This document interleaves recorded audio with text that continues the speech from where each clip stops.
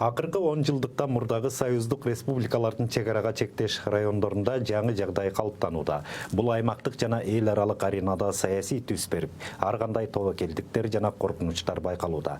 Мындай пикир Борбор Азия мамлекеттеринин чек-арага чектеш аймактарынын заманбап динамикасы талкууланган жыйында айтылды. Иш-чарага постсоветтик өлкөлөрдөн Улуу Британия, Германия, Кавказ жана Кытайдын мамлекеттик жана эл аралык уюмдардын изилдөө борборлорунун 100дөн ашык эксперттери келген. Анда регионалдык кызматташуунун тажрыйбалары өнүгүү динамикасы үчүн артыкчылыктуу боло ала турган маселелер талкууланды. Кененирээк кийинки материалда.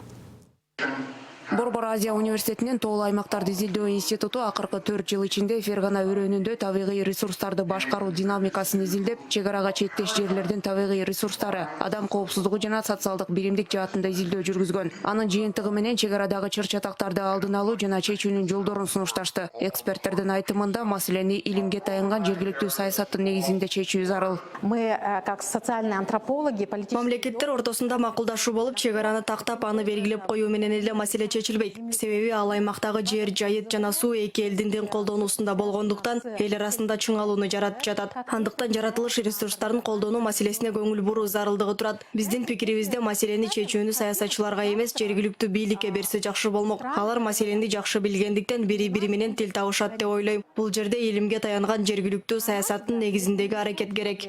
Чек-ара чырын техникалык ыкма аркылуу чечүүгө болбойт. Негизинен социалдык, айыл чарба маселелери көбүрөөк дешет айрым эксперттер. Маселен, союз убагындагыдай агып жаткан сууну эки мамлекетке бөлүштүрүп коюу мүмкүн эмес.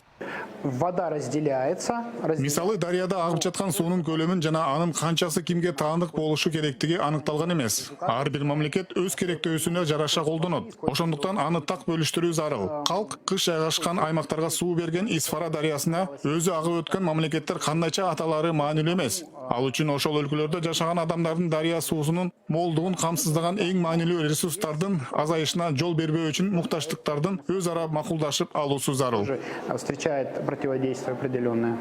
Мындан сырткары аталган жыйында эксперттер соода экономикалык кызматташуунун акыркы трендтери, аймактагы туризмдин келечеги, көйгөйлөрү жана суу ресурстарынын маселелерин талкуулашты. Борбор Азия мамлекеттеринин өнүгүү динамикасы үчүн артыкчылыктуу боло ала турган багыт бул Тоо-Кен тармагы. Бул багытта Улуу Британиялык эксперттер Монголия менен Кыргызстанды салыштырып иликтеп көрүшкөн.